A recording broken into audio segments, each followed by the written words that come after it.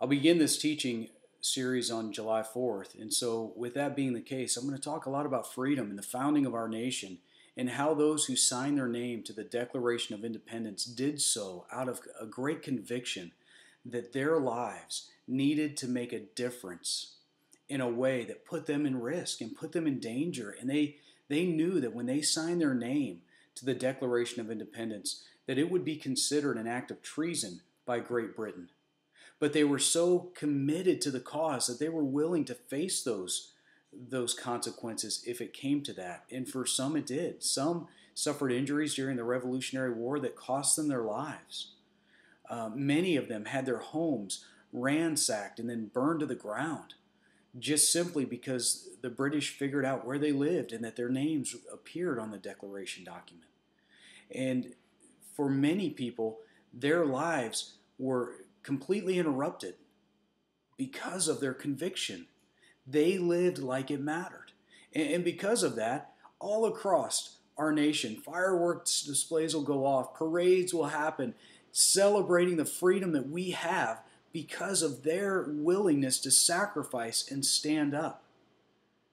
If you go to visit any cemetery, you'll see many headstones marking graves.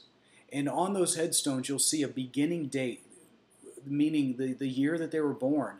And then you'll see an ending date, meaning the year in which they passed from this world and died. And in between, you'll see a hyphen.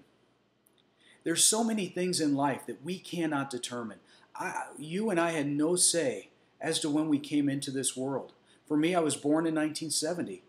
I didn't have any say into the family that I came into, the culture. I didn't get to pick whether I was born to a rich family or a poor family.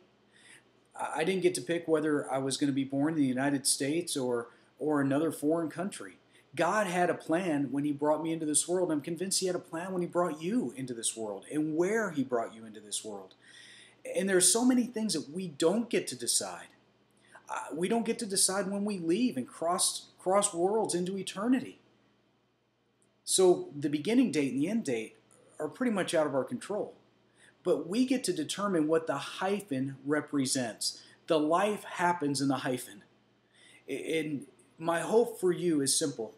That during this series called and entitled The Final Countdown, as you meet in your life groups, that you will make the most of opportunities to grow in your faith and to engage what matters and to live in a way that you determine to make the hyphen count and not allow the small things to get in the way. If a doctor gave you a diagnosis that you had a certain limited amount of time to live, how would life be different? How would your relationship with Christ be different? How would you ask questions that would be different and that would matter? Because if we're not taking it seriously, pretty soon the hyphen isn't going to add up to what we had hoped it would add up to. And so in this series, I encourage you to take responsibility for your own growth, to take responsibility for your Christian maturity, and to dig in. And we're going to ask some really important questions, and so I hope that you'll be involved